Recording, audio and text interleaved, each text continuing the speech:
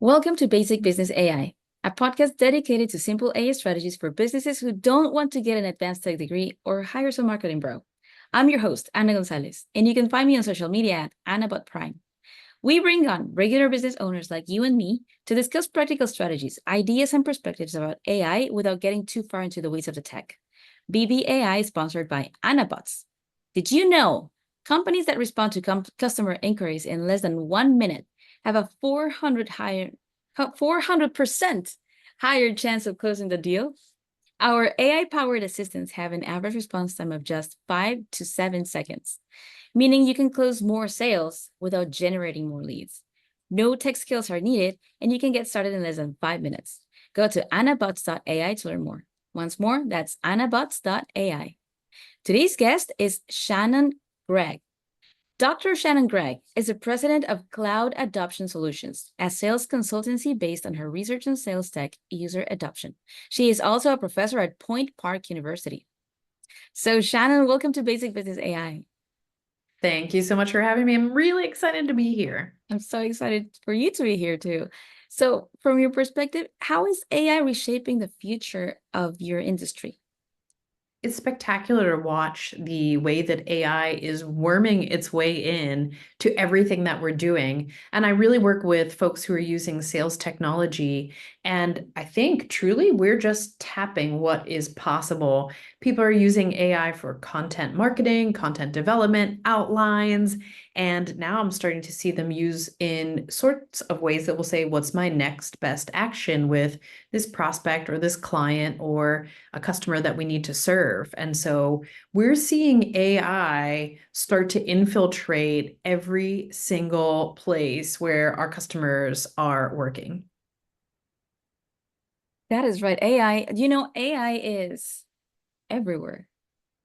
It's been here for 70 years and we didn't even know it. And it started to come out to the public in 2022. But in reality, like if you have a Roomba vacuum, I Yes. remember I had it in 2016. Oh my gosh, how much I love it. But that's AI. Or if Netflix told you last night what to watch, that's also AI. So Shannon, what are some practical applications that you have used in your business? I love that you're talking about how to think about AI first in consumer grade, because a lot of times when you are in a business, it's challenging to think about how do I adopt and adapt this new tool in the way that will make the most sense so it can serve my business and not get in the way and become an even bigger burden to me. And so some of the ways that we've started using AI internally are ways that you're saying. First, we start to think about it as people. So how would we want to use this as a customer? Using something like we like Gemini, but using something like a generative AI, like a chat GPT to say, can you rewrite this with a more professional tone? Or can you read this email that I'm sending and pull out the three most important bullet points so that I can recap them at the end?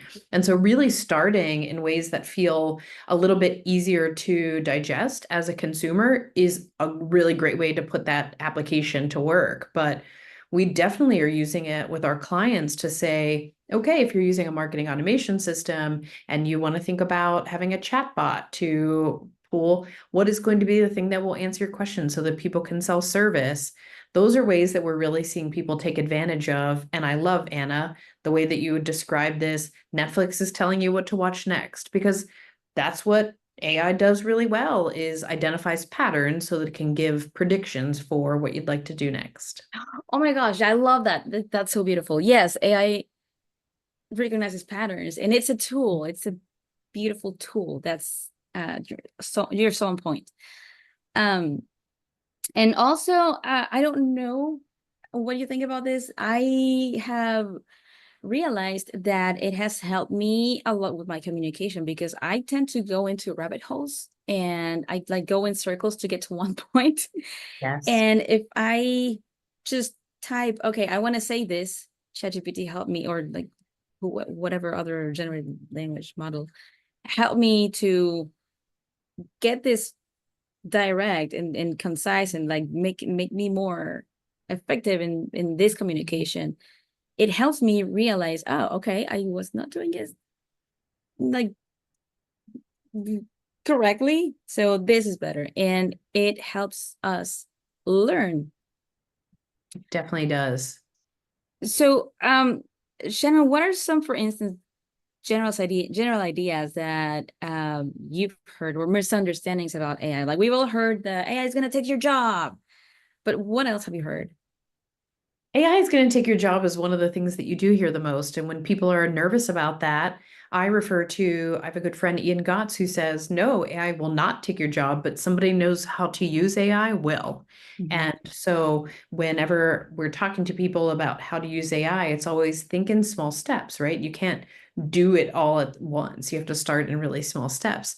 I also hear a lot of people who have data privacy concerns. And Mm. that is one that people definitely should be thinking about and being realistic with their organizations about where they are using AI, being careful not to put any very private information into AI. So, using a tool that to say, hey, if these were our results from first, second, third quarter of this year, what do you predict our fourth quarter results would be? And putting in, really specific information that is specialized to your company without checking to see what the terms and conditions are. And I think data privacy is probably one of the things that people are speaking the most about whenever I'm talking to them about AI and AI readiness.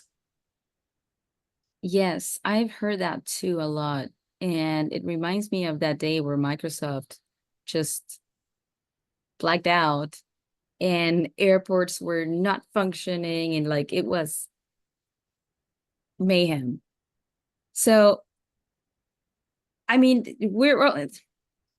every time we walk, we have this uh we're in danger of falling down. So I will say that. It's Um, true. It's true. And I think that underscores what you first brought up, which is AI is not going to take your job. There still have to be humans who are capable of doing it for redundancy's sake and mhm. to adjudicate it, to make sure AI is actually spitting out what it's supposed to. Because I'm sure you heard that story about an attorney who used ChatGPT very early on, and it spit out 6 cases for him that didn't actually exist. And he got caught up in court with that. Yeah, we have to be very careful with hallucinations with AI, but that's why the input that we put with like everything in life, a good input will get you a good output. So true. It's so true. And I think that's one of the things we have to keep thinking critically about, which is making sure that we are giving good input. Our prompts are very direct and outline Mhm, exactly what it is we're expecting to see and how mhm. to redirect AI when it hasn't given us what we wanted. Yes, and also to input exactly what we do not want it to do. Yes, That's been very helpful for me. that's a great tip. And I think underscore, bold, italicize that, Anna. You're exactly right. What you don't want it to do is just as important as what you do want it to do. So Shannon, tell us about who you serve and how people can reach out to you. Yes. So I primarily serve folks who are in regulated industries who are using Salesforce.com or affiliated applications. So people who say, I understand what my process is and here's how it works in technology. I primarily work in the life sciences practice. So I came out of clinical research technology. I was a business applications owner there and started working with people to make sure that they were using their tech in the best way possible. Awesome. How can people reach out to you? Please find me on LinkedIn, Shannon J. Gregg. I had to put that J in there because there's other Shannon Greggs running around out there. And I'm in Pittsburgh, so you'll recognize me. Awesome. So we're going to wrap from here. What's going on with me today? We're going to wrap from here. Thanks for our guest, Shannon J. Gregg, for joining us for a practical conversation about AI and its potential for business. You can learn more about what she does by visiting her LinkedIn, Shannon J.